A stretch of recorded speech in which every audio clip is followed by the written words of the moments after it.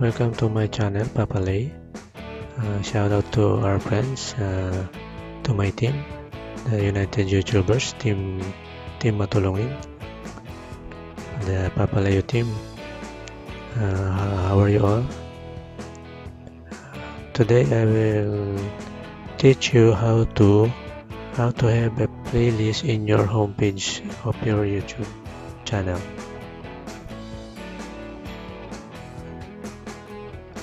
Like this one. Okay, as you can see on the screen, my homepage. Okay, let's start. After you log in, you will go to your channel and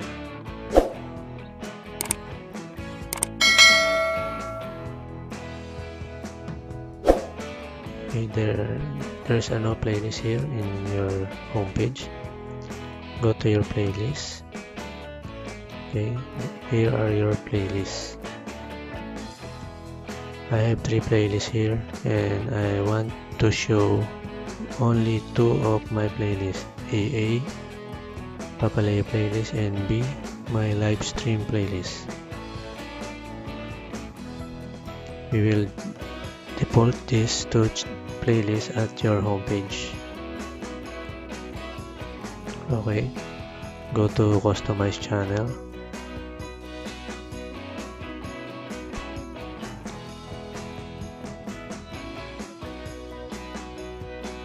Okay, this is your window. At the home tab,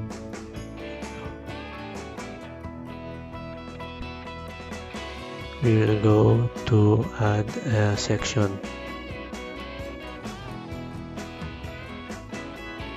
Every line is called a section.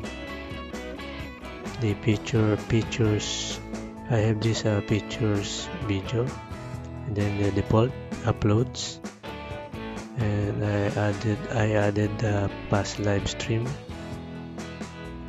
and the other channel in my other channel here in the lower portion of the homepage.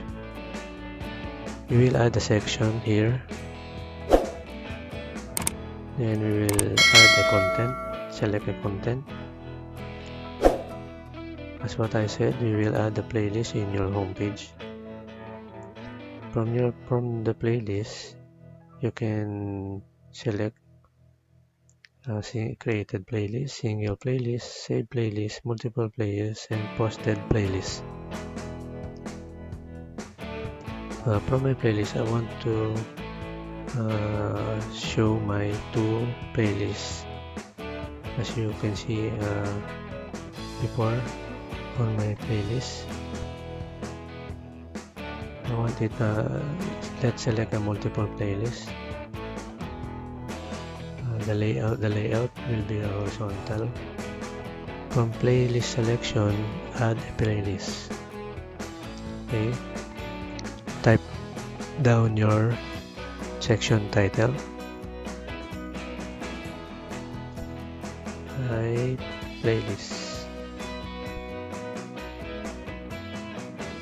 Okay, find playlist. Okay, on my playlist I have 3 playlists: the Papalaya playlist, B, my live stream, and my playlist. I want to show the Papalaya playlist and also the my live stream playlist. These 2 playlists will appear on my homepage. Okay, let's click done. Okay, here are the preview of my playlist at the bottom. Okay, just click the done button, then move my playlist at the second level of the section. Okay, second level of section, click up here. Okay, here is it. The first portion of my homepage section is the pictures video, then the live video when you have a live stream, and the newly created section, my playlist.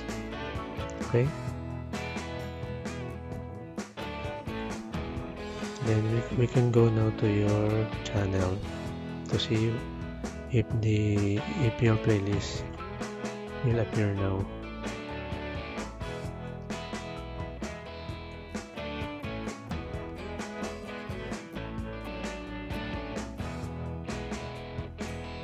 Okay, as you can see now, it's done. The playlist is now appear in your home page.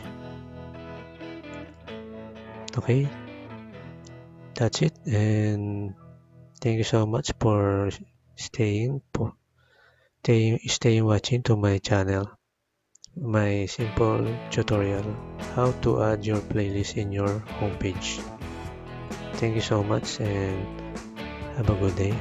If you still not subscribed to my channel, you can subscribe now, and to keep you posted on my newly uploaded videos, don't forget to click the notification bell. Thank you and bye bye.